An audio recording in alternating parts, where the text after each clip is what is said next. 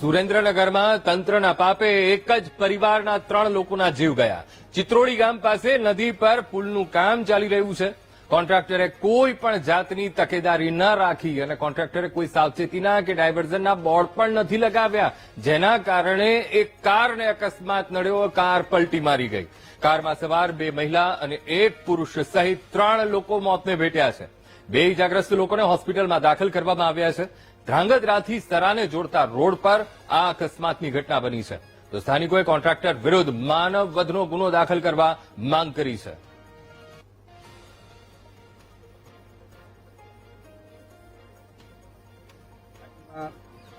ત્રણ લેડીઝ એક જેન્ટ્સ અહીંયા જ મૃત્યુ થઈ ગયું હતું। કુલ કેટલા જણા હતા ગાડીમાં? ગાડીમાં 5 જણા હતા। ક્યાંથી ક્યાં આવતા હતા? દાદોડિયાથી ના દવાખાને જ આવતા હતા, આંગતરાવલી।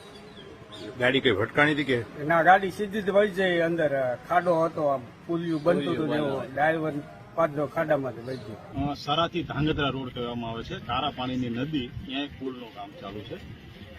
આપણે દાદોડિયા ગામના એક બેનને કોઈ સારવાર અર્થે દવાખાને ધાંગધ્રા લઈને જતા હતા, તો આ રસ્તો અત્યારે જે ધાંગધ્રા જાય છે એના ઉપર જે પુલનું કામ ચાલુ છે એમાં કોઈ પણ પ્રકારના સાવચેતી રૂપ પગલા કોન્ટ્રાક્ટર દ્વારા ભરવામાં નહોતા આવ્યા।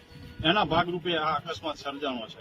અમુક અંતરે બમ્પ બનાવવો જોઈએ, સ્પીડ બ્રેકર રાખવો જોઈએ, આડસ ઉભી કરવી જોઈએ અને ડાયવર્ઝનના બોર્ડ હોવા જોઈએ જે સાવચેતી અને ચેતવણી રૂપ જે ગણાય, એ કોઈ પણ પ્રકારના નિયમ પાળવામાં નહોતા આવ્યા। પુલનું જે કામ કર્યું એ પુલના કામ કરવાવાળા લોકોને જયારે ડાયવર્ઝન કાઢવાનું હોય ત્યારે આગળ એક પટ્ટી મારવાની હોય કે બેરીકોટ લગાડવાના હોય, આ તમામ વસ્તુ જે એમને કરવાની હોય, આડો બાંધ પાળો કરવાનો હોય, તો અજાણ્યા વ્યક્તિઓ એમને જાણવા છતાં આ એક્સિડન્ટ થાય એટલે અમને જાણી જોઈને આ એક્સિડન્ટ કરવામાં આવ્યું છે। અને અત્યારે આ ગાડી અંદર ગઈ એમાં દાદોરિયાના 2 બહેન અને એક ભાઈનું મૃત્યુ થયું છે અને 2 એવા વ્યક્તિનો ઇજાગ્રસ્ત છે અને હાલ એ હોસ્પિટલમાં દાખલ છે। તો આ જે પુલના કોન્ટ્રાક્ટર છે અથવા સરકારી જે કોઈ કર્મચારી છે, આવા તમામ લોકો જે રોડ ઉપર ગમે કોન્ટ્રાક્ટર ભાજપમાં ભરેલા હોય છે એટલે એમને કોન્ટ્રાક્ટર મળી જાય છે અને એમના હિસાબે આ બેદરકારી દાખવે છે અને લોકોના મૃત્યુ થાય છે।